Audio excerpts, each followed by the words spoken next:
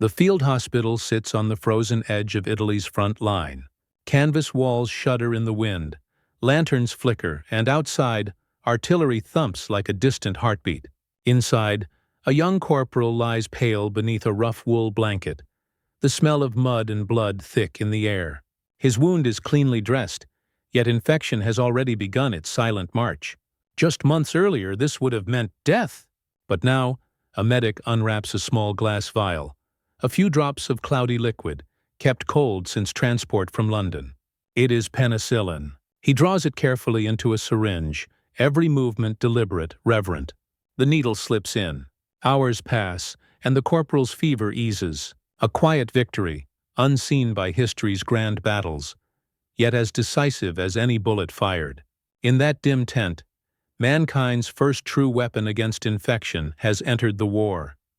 It began quietly, far from the noise of battle.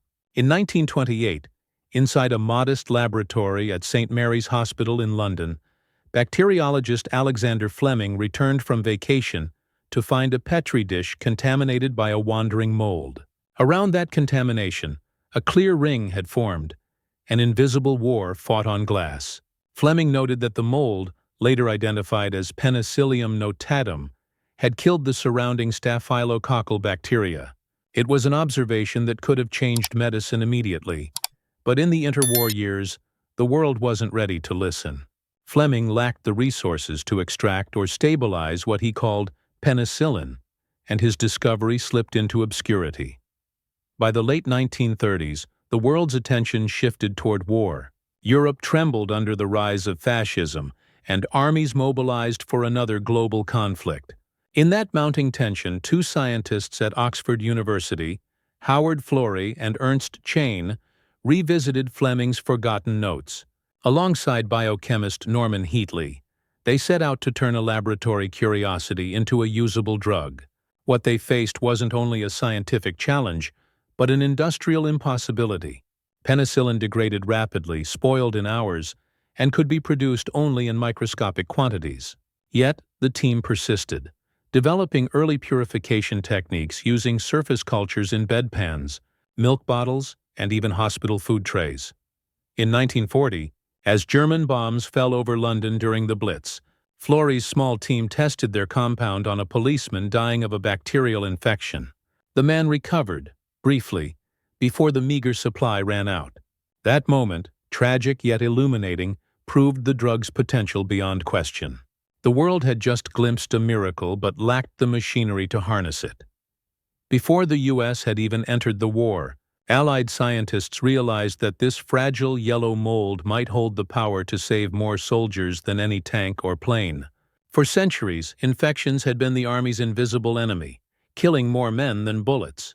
Even in World War I, amputations, gangrene, and blood poisoning had claimed countless lives. Sulfa drugs, discovered in the 1930s, offered limited relief but couldn't stop deep tissue infections or septicemia. Doctors could treat symptoms, not the infection itself. That was about to change. As 1941 began, Britain was under siege, short of supplies, and desperate to protect its wounded. Florey knew that penicillin could alter the fate of every soldier bleeding in the mud of Europe. But mass production was impossible in war-torn England. If the Allies wanted to turn penicillin into a weapon, they would need industrial power far greater than the Oxford basement. The next move would take the miracle across the Atlantic, to America, where the world's first pharmaceutical arms race was about to begin. In the summer of 1941, Howard Florey packed a small suitcase containing several fragile vials of penicillin culture and boarded a plane bound for the United States. It was a journey not of comfort, but of necessity.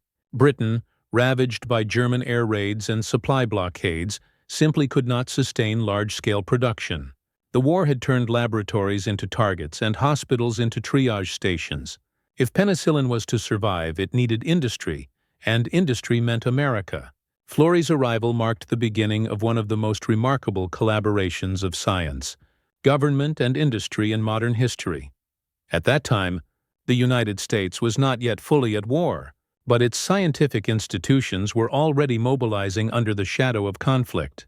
Florey and his team approached the U.S. Department of Agriculture's Northern Regional Research Laboratory in Peoria, Illinois, a center known for its work on fermentation.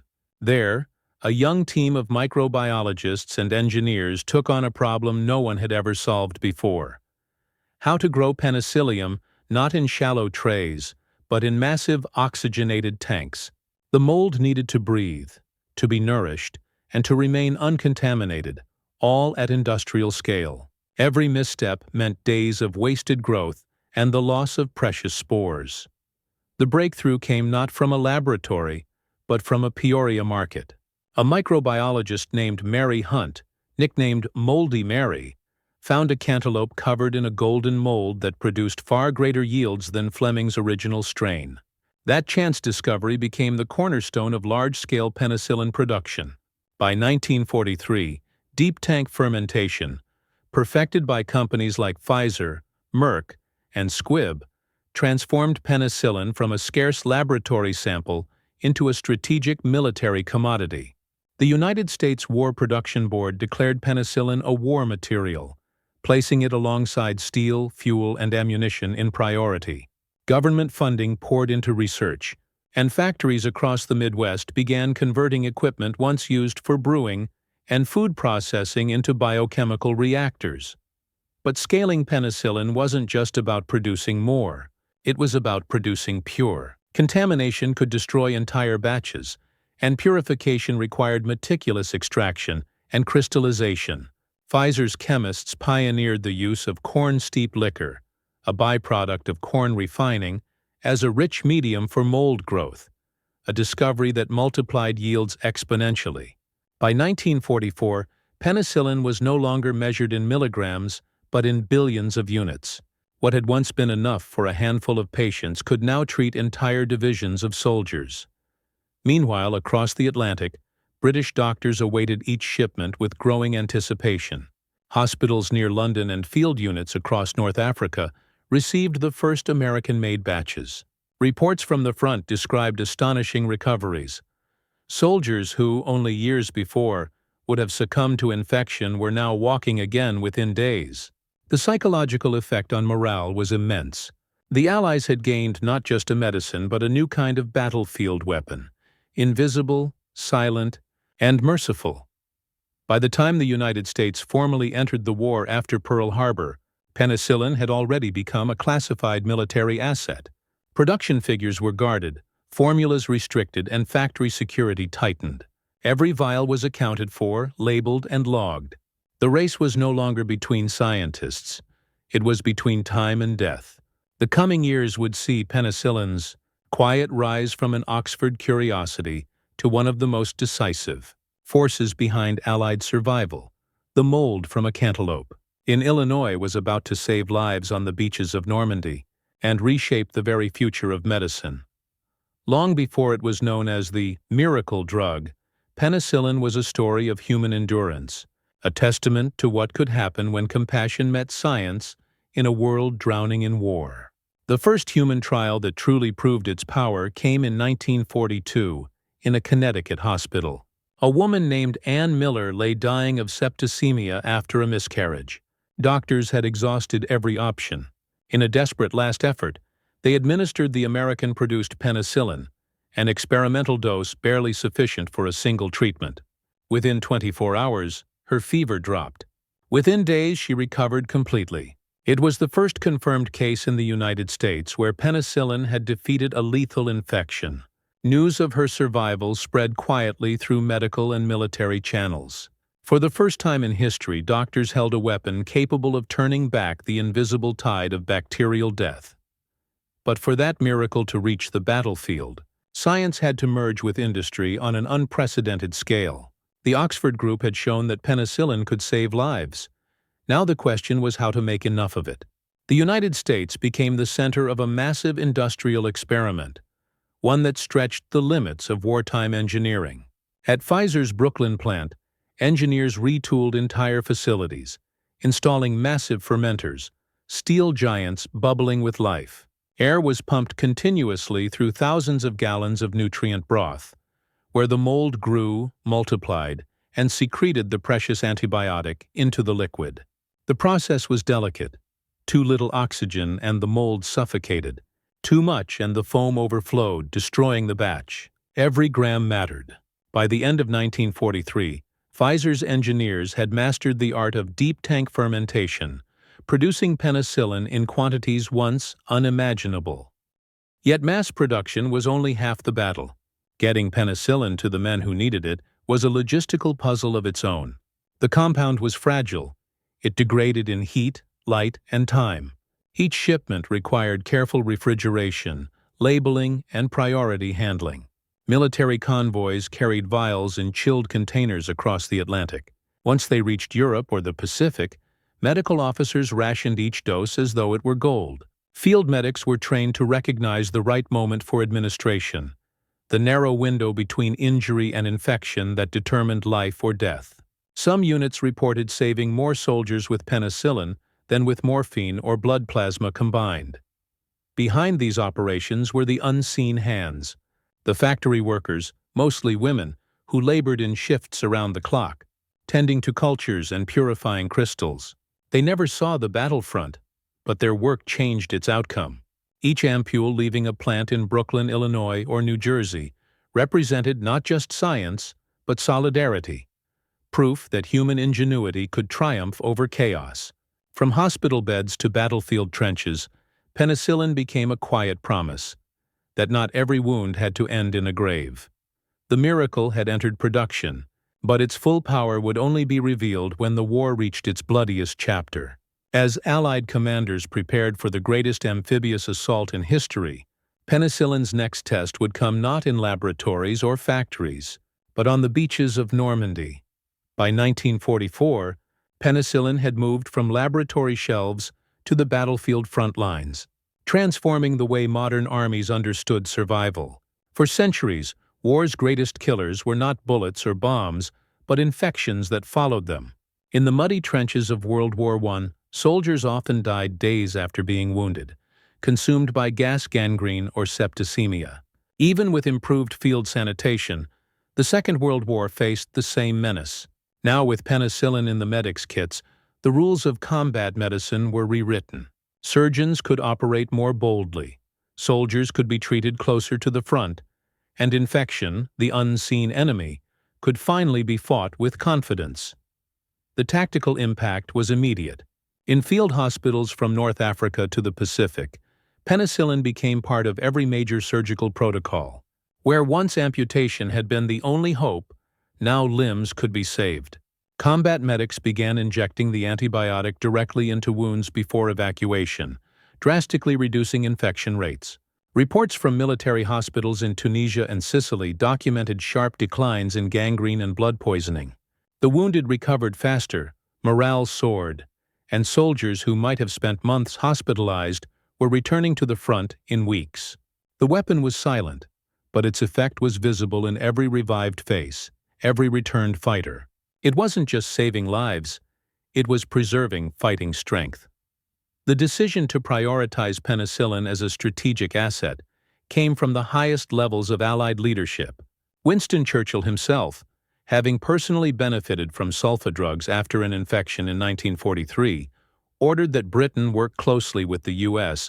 to secure penicillin supply for D-Day. In Washington, the War Production Board and Office of Scientific Research and Development coordinated a massive allocation plan. Every gram was tracked, every shipment logged, every field unit required to submit usage reports.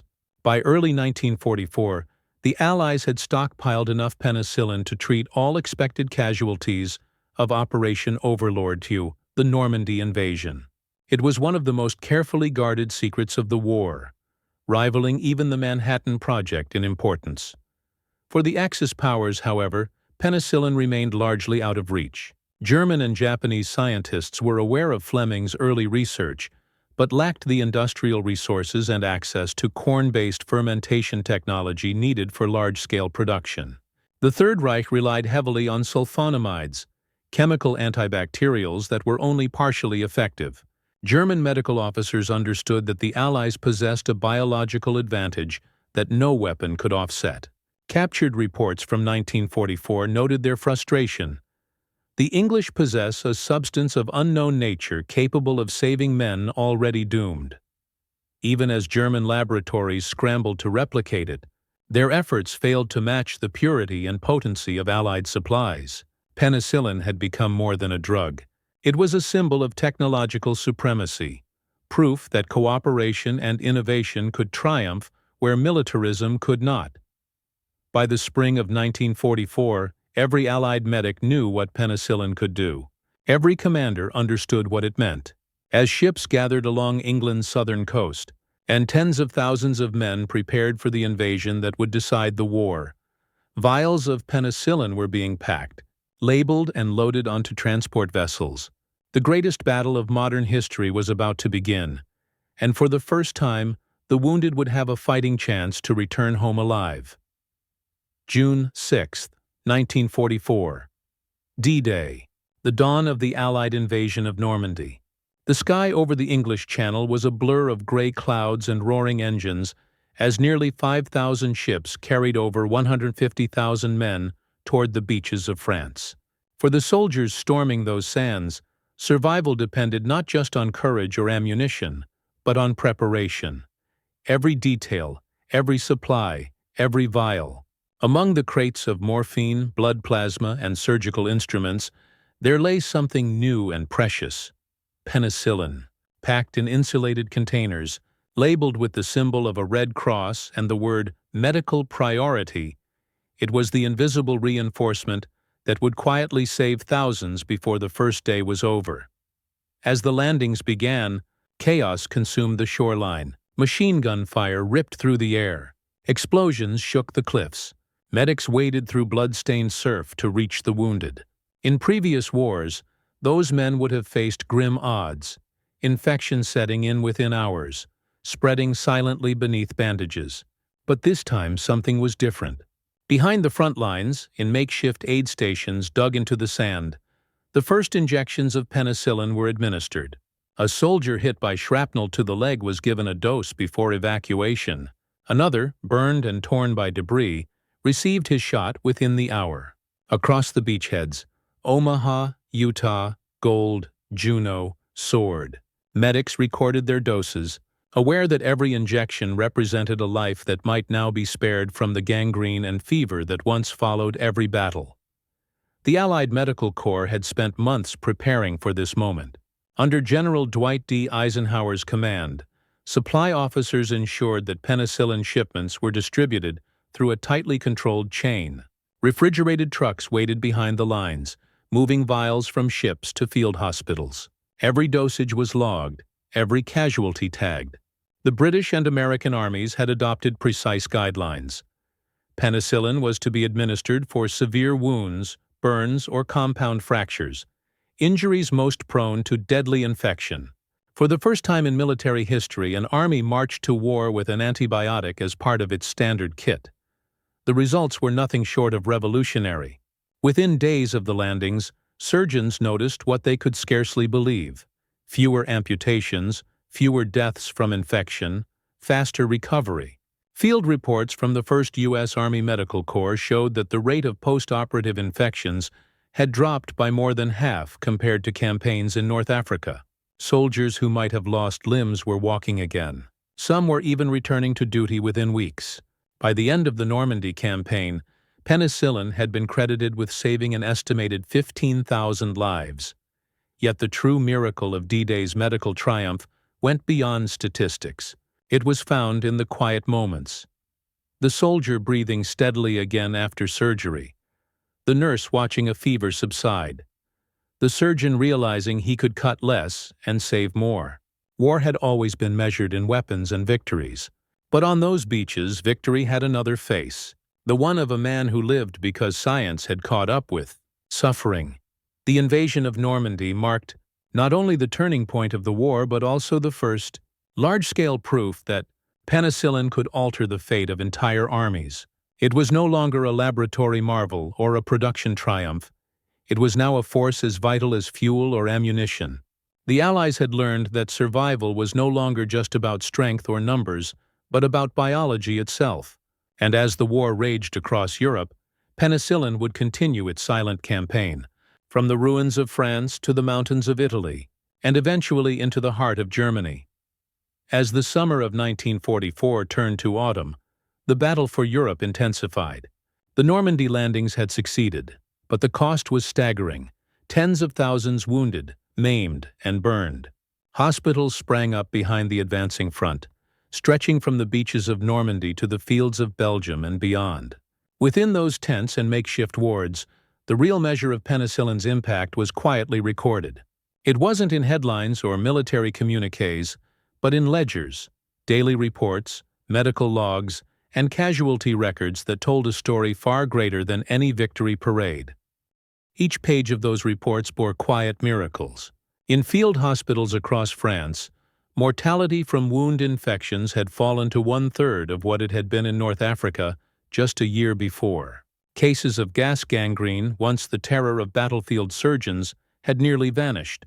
Surgeons began noting something extraordinary. Wounds that once turned black and necrotic were now healing cleanly, pink and alive. A generation of doctors who had spent their careers amputating infected limbs were now witnessing recovery without mutilation. For the first time, war surgery had hope beyond. Payne, the U.S. Army Medical Department, compiled meticulous data from late 1944 through 1945. Infections from compound fractures dropped by over 80%. Pneumonia, once fatal to thousands of soldiers weakened by exposure or shrapnel wounds, was suddenly manageable. Venereal diseases, another hidden enemy of armies, were also treated successfully, restoring fighting strength that once drained divisions. By early 1945, Allied command estimated that penicillin had saved nearly 100,000 soldiers from death or disability. Each vial represented not just a life saved, but a soldier returned to his unit, a son returned to his mother, a victory over nature's oldest assassin. The transformation wasn't limited to Europe. Across the Pacific, where humidity and tropical disease had been as lethal as combat itself, penicillin became indispensable. In the jungles of Burma, the Philippines, and the Solomon Islands, it turned the tide against infected wounds and dysentery-related complications. Australian, British, and American medical units reported similar results. Penicillin cut mortality from wound infections by more than half. It became the constant companion of every medic's bag, the one substance that commanders ensured never ran out, even when food and ammunition did. By the final months of the war, penicillin's value was beyond debate. The Allied High Command called it one of the 3 essential logistical miracles of the conflict, alongside radar and the atomic bomb. Yet, unlike the bomb, penicillin saved lives instead of taking them. It represented the opposite face of human invention, the capacity to heal amid destruction. Wartime production, once a frantic experiment, now ran with industrial precision. In 1945 alone, American plants produced over 650 billion units of penicillin, enough to supply every Allied hospital and still prepare for civilian use after the war. The ledgers also told another truth, one not written in ink, but in gratitude. Soldiers wrote letters home thanking the new wonder medicine that kept them alive. Nurses spoke of watching gangrenous wounds close as if time itself had reversed. Doctors who had once buried patients now signed discharge papers, and among them all, a quiet acknowledgement grew that somewhere behind the thunder of artillery and the roar of engines, a microscopic mold had changed the outcome of the war. As Berlin crumbled and the guns finally fell silent in May 1945, the last entries were made in the wartime medical logs. Mortality had fallen, survivability had risen, and an entire branch of medicine had evolved within 6 years. What had begun as an accident in a London Petri dish had become the backbone of modern military medicine, the invisible ally that turned infection from an unstoppable killer into a controllable wound. But with victory came questions. If penicillin could change the course of war, what might it do for peace? What would happen when the miracle left the battlefield and entered civilian life? The answer would unfold in the years that followed, when penicillin would no longer be the soldier's secret weapon, but humanity's greatest defense. When the guns of Europe finally fell silent in 1945, another war was already being fought, not with armies, but with numbers, patents, and policies. The miracle that had saved soldiers now stood ready to save civilians. Yet the transition from military asset to global medicine was neither instant nor simple. Wartime production had been a tightly controlled operation, overseen by the U.S. War Production Board. Every vial had been accounted for, every batch logged. Now, with peace at hand, those same factories faced a monumental challenge: how to transform penicillin from a weapon of war into a foundation of modern healthcare. The scale of wartime production had been extraordinary. In 1943, American plants could produce just enough penicillin to treat a few hundred patients. By 1945, they were turning out more than 650 billion units a month. Factories in Brooklyn, Peoria, and New Jersey operated around the clock, perfecting purification and crystallization techniques that made penicillin both potent and affordable. Costs plummeted, from over $20 per dose in 1943 to less than 50 cents 2 years later. What had once been a rare, government-guarded resource was suddenly within reach of hospitals worldwide. It was one of the fastest industrial transitions in history, from scarcity to abundance in less than 3 years. The effects were immediate. Civilian hospitals that had struggled through wartime shortages now had access to the same life-saving compound that had carried soldiers off battlefields alive. Pneumonia wards, maternity units, and surgical theaters began recording recoveries once deemed impossible. Infections that had long terrorized humanity, syphilis, meningitis, septicemia, could now be treated effectively and safely. Death rates for common bacterial illnesses plummeted across Europe and North America. The war's greatest humanitarian gift had arrived not with parades or speeches, but through silent vials delivered to doctors' hands. The shift was also scientific. Penicillin's success changed how researchers viewed disease itself. The focus of medicine moved from symptom management to microbial elimination. Pharmaceutical companies, flush with wartime experience, redirected their research to explore new antibiotics: streptomycin, chloramphenicol, tetracycline. Each discovery built upon the industrial and biochemical framework established during the penicillin years. The antibiotic era had begun, and with it, a transformation of medicine that would touch every corner of human life. But beneath the triumph ran an undercurrent of caution. The scientists who had seen the drug's journey from mold to miracle understood its fragility. Alexander Fleming, now celebrated as a hero, warned publicly in his 1945 Nobel Prize speech that careless use could breed resistance. "There is the danger," he said, "that the ignorant man may easily underdose himself and make his microbes resistant." It was a prophetic warning, spoken at the dawn of an age that had yet to grasp the full consequences of such power. Still, in that first post-war summer, optimism overshadowed fear. Hospitals rejoiced, doctors marveled, and nations devastated by 6 years of conflict found a reason to hope. The same industrial systems that had built weapons of destruction had also mass-produced an agent of healing. The Allied effort to conquer disease had outlived the war that had inspired it. The mold that once bloomed in a forgotten petri dish now bloomed across the world, restoring not only health, but faith in science itself. The war may have ended, but penicillin's legacy within military medicine had only begun. The lessons learned on the battlefields of North Africa, Italy, and Normandy reshaped every aspect of how armies treated the wounded. Before penicillin, a soldier's survival often depended on how fast he could be moved from the front to a hospital. Infection set in quickly, and evacuation delays were death sentences. After 1944, that equation changed forever. The ability to halt bacterial spread at the point of injury redefined battlefield triage. Medics no longer rushed every wounded man away from combat. They could stabilize him where he fell. The golden hour, once a desperate scramble, became a window of opportunity backed by science. This shift revolutionized military logistics. Field hospitals grew smaller, more mobile, and more efficient.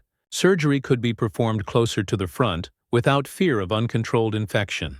Wounds that once required amputation were now cleaned, stitched, and treated, all within hours of injury.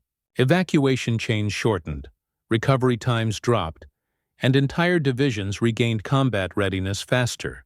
By the end of the war, Allied Medical Command concluded that the integration of penicillin into field protocols had increased the survival rate of serious injuries by up to 80% compared to World War I. The impact was so profound that post-war military planners began to treat medical science not as a support function but as a strategic pillar of warfare. Penicillin also changed the culture of medicine within the armed forces. The experiences of wartime doctors and nurses forged a new generation of medical professionals trained under conditions of urgency, scarcity, and innovation. Many of them went on to become leaders in post-war public health, surgery, and pharmacology.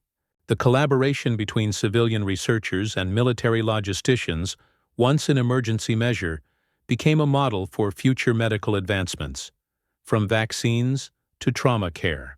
The line between laboratory and battlefield blurred forever. Internationally, penicillin also became a diplomatic tool. The United States and Britain, aware of its symbolic power, used penicillin shipments as part of reconstruction and foreign aid efforts. Nations devastated by war received crates of the antibiotic alongside food and machinery. In Italy, France, and Japan, the arrival of penicillin marked the beginning of modern public health systems. The drug became synonymous with renewal, a gift from science to a world desperate for healing. But even as penicillin brought hope, it also created a new kind of responsibility. Military reports from 1946 warned of overuse and misapplication in non-critical cases. The same discipline that had guided wartime production was now needed to ensure peacetime preservation. The Allied armies began establishing antibiotic stewardship policies long before the term existed, controlling distribution, monitoring results, and training medics to identify resistance. It was the first recognition that with great medical power came equally great oversight. By the early 1950s, the military's medical protocols still carried penicillin's imprint. From field manuals to surgical training, its influence was embedded in every page. The antibiotic had redefined what it meant to fight a war, not just through force of arms, but through mastery of life itself. The soldier's kit had changed forever. Alongside his rifle and rations, he now carried the promise of recovery. The battlefield was no longer a sentence. It was a test of science, and from that test, humanity had emerged wiser, more capable, and more united against the oldest enemy of all, disease. As the world rebuilt its cities, the militaries rebuilt their doctrines. In every command center and medical school, one quiet truth endured. That victory in war was measured not only by the enemies defeated, but by the lives preserved. In the long shadow of World War II, amidst the ruins of cities and the silence of battlefields, penicillin stood as the war's quietest but most enduring victory. It had no anthem, no parade, no medal, yet it saved more lives than any general or weapon ever could. Born from an accident in a London laboratory, refined through collaboration across oceans, and multiplied in the heart of American industry, it became proof that humanity's capacity to heal could rival its capacity to destroy. In a war defined by suffering on an industrial scale, penicillin represented something unprecedented. Compassion made scientific, mercy made tangible. The story of penicillin is not only a tale of medical triumph, but a reflection of human unity under pressure. British scientists risked everything under the Blitz to preserve a fragile mold. American engineers transformed that mold into a global cure. Thousands of anonymous workers, many of them women, labored through the night in steaming factories, cultivating life in tanks while the world outside burned. Together they proved that innovation could be a weapon not of conquest, but of salvation. Where bombs tore down walls, penicillin built bridges between nations, between soldiers and doctors, between science and survival. Its impact rippled far beyond 1945. The antibiotic revolution it sparked reshaped civilization itself, doubling life expectancy and redefining the meaning of treatable disease. It ushered in an age where infections that had once claimed emperors, generals, and commoners alike could be cured with a single injection. But it also carried a warning, one that Alexander Fleming had whispered from the beginning, that every miracle bears the seed of its own undoing if misused. As resistance began to emerge in the decades that followed, the same human determination that had discovered penicillin was called upon again, not to create a new weapon, but to preserve the miracle already given. Yet, even with that caution, penicillin's legacy remains untarnished. It taught the world that science could serve compassion as powerfully as it served ambition. It showed that in humanity's darkest hour, the answer to death was not more destruction, but discovery. And though it fought its war in silence, invisible, microscopic, tireless, it became one of the greatest soldiers of all time. Penicillin did not end the Second World War, but it changed what it meant to survive one. It turned the tide of medicine, gave hope where none existed, and reminded the world that even in an age of chaos, a single spark of knowledge could illuminate the path back to life. The forgotten miracle was never truly forgotten, because every healed wound, every saved life, and every heartbeat that followed still whispers its victory.